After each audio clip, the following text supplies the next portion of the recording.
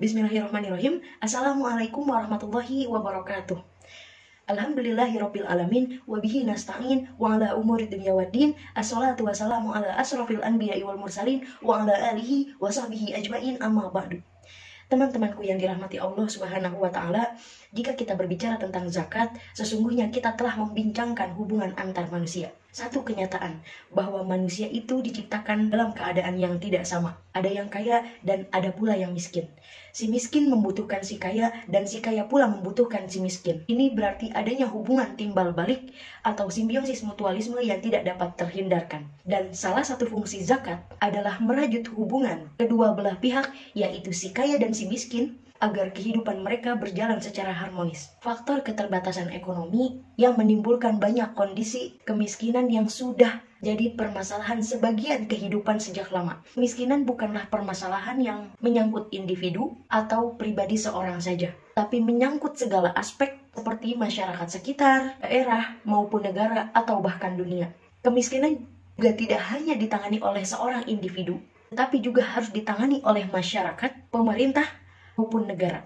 Dampak kemiskinan yang terjadi telah membuat banyak anak-anak tidak bisa mengenyam bangku sekolah atau melanjutkan pendidikan yang lebih tinggi dan lebih layak. Kesulitan membiayai kesehatan, kekurangan gizi, dan masih banyak dampak lainnya. Islam telah mewajibkan umatnya untuk menanggulangi kemiskinan tersebut melalui infak, sedekah, dan zakat.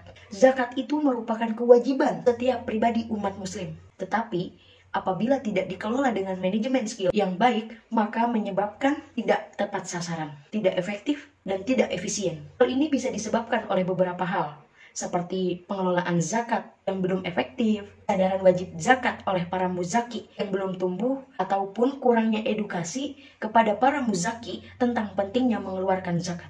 Oleh sebab itu, melalui pemberdayaan zakat diharap dapat mengurangi angka kemiskinan, bahkan membuat kemiskinan tersebut nihil adanya. Terdapat banyak lembaga yang didirikan untuk menangani dan mewadahi zakat, baik secara formal maupun informal. Begitu juga kerjasama antar lembaga pemerintahan maupun lembaga swadaya masyarakat. Sebelumnya saya akan memperkenalkan anggota kelompok saya yang akan menjelaskan mengenai pemberdayaan zakat di Lasrida di Kabupaten Tangerang. Yang pertama ada Khairul Fajri Muslihin, yang kedua ada Anton Prabowo, yang ketiga ada Hafiyah Putri Saherdiani, yang keempat ada Abdul Gofar, dan yang terakhir ada Elda Sumardi. Selanjutnya mari kita simak bersama-sama mengenai pemberdayaan zakat di Lembaga Amil Zakat Rumah Yatim Duafa Hifzul Amanah atau Lasrida di Kabupaten Tangerang. Bismillahirrahmanirrahim. Assalamualaikum warahmatullahi wabarakatuh. Saya Khairul Fajri Muslim. Di sini saya akan mencoba menjelaskan sedikit tentang pengertian zakat dan sedikit tentang informasi mengenai lembaga amil zakat Rida. Yang pertama, pengertian zakat. Zakat secara bahasa atau etimologi itu berarti berkah, bersih, berkembang, dan baik. Nah, dinamakan zakat karena dapat mengembangkan dan menjauhkan harta yang wajib dikeluarkan zakatnya dari apa? Dari marga.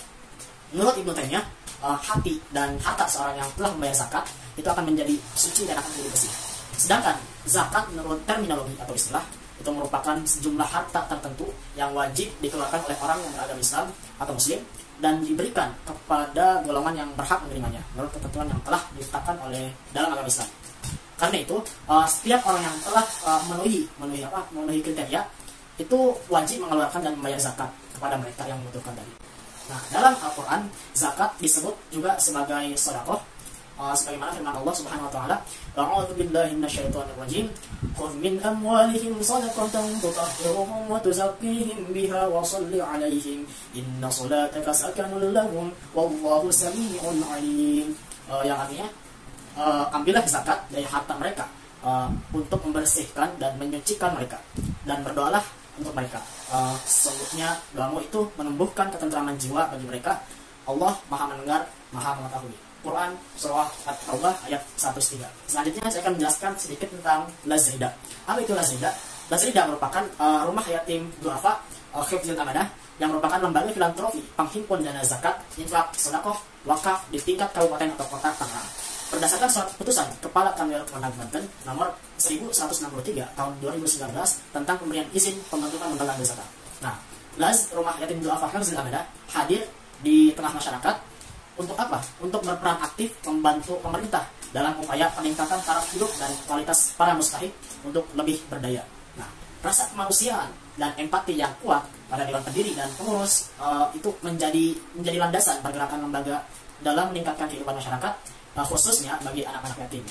Nah, mereka terus berkomitmen merespon dan kapabilitas mereka itu dalam lembaga untuk terus melayani para mustahik melalui Melalui program-program yang kreatif dan inovatif dari mereka.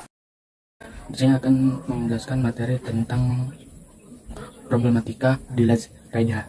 Problematika eksternal siswa yang terjadi di Laj adalah sikap Laj Raidiha itu sendiri kepada kepercayaan masyarakat terhadap Laj. Jadi di sekitar Tangerang ini walaupun sudah banyak berdirinya lembaga-lembaga ambil zakat, tetapi banyak permasalahan yang terjadi di antaranya yaitu pada pandangan masyarakat dan tidak percaya terhadap Laj. Kemudian keuangan edukasi perihal lembaga ambil zakat sehingga tidak adanya atau atas kepercayaan lagi terhadap lembaga ambil zakat.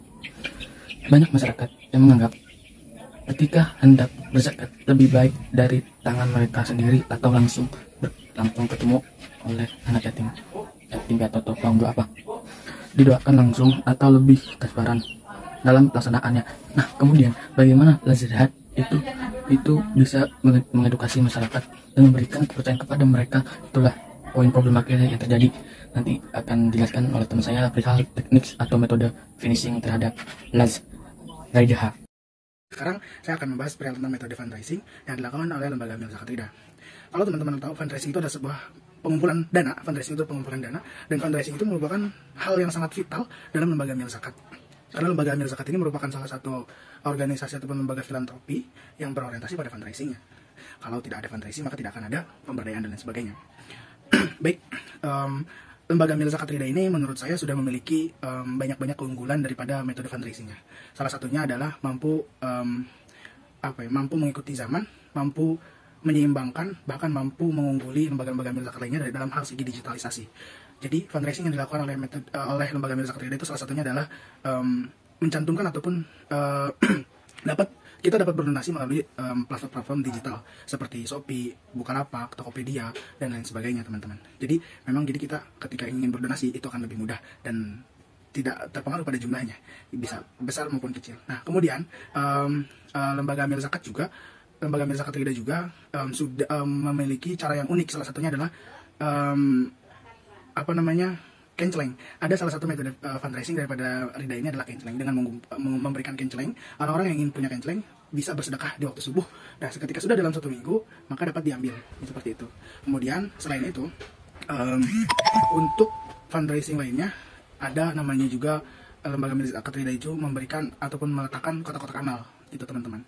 Saya akan menjelaskan tentang program dan keunikan Las Riyado. Program pendistribusian Las Riyado memiliki berbagai macam program seperti program pendidikan, ekonomi, bencana, kesehatan, tabungan Quran, dan Gebiar Senyum Ramadan. Dalam setiap program juga memiliki program lainnya. Program peduli pendidikan memiliki beberapa program, yaitu yang pertama Riyado Quran Boarding School, yang kedua Taman Pendidikan Al-Quran, yang ketiga Yatim Learning Course, yang keempat paket perlengkapan sekolah, yang kelima pelatih berdaya, dan yang keenam gen mulia atau beasiswa tahfiz. Pada program ekonomi juga terdapat beberapa program seperti gerakan duafa, bantuan modal usaha, peternakan cerdas, bidan cerdas, ibu cerdas mandiri, dan nelayan cerdas. Dan masih banyak lagi program-program lainnya. Nah, keunikan Las Riyado ini sama dengan lembaga JIS lainnya, memiliki tujuan untuk memakmurkan umat seperti untuk mewadahi para muzaki yang ingin berdonasi. Adapun yang membedakan adalah bahwa Las Riyado ini lebih cenderung fokus kepada program pendidikan dikarenakan masih banyak anak yang putus sekolah atau bahkan sama sekali tidak pernah mengenyam dunia pendidikan karena faktor keterbatasan ekonomi yang mereka alami. Oleh sebab itu, banyak dana yang mengalir ke dunia pendidikan. Setelah mendengar penjelasan dari teman-teman tadi, dapat saya simpulkan bahwa zakat merupakan salah satu rukun Islam yang ditetapkan oleh Allah Subhanahu wa Ta'ala dan hukumnya menjadi wajib bagi seluruh umat muslim untuk mengeluarkannya. Mungkin cukup sekian penjelasan dari kami selaku kelompok 7, kurang dan lebihnya kami mohon maaf. Billahi taufiq wal hidayah. Wassalamualaikum warahmatullahi wabarakatuh.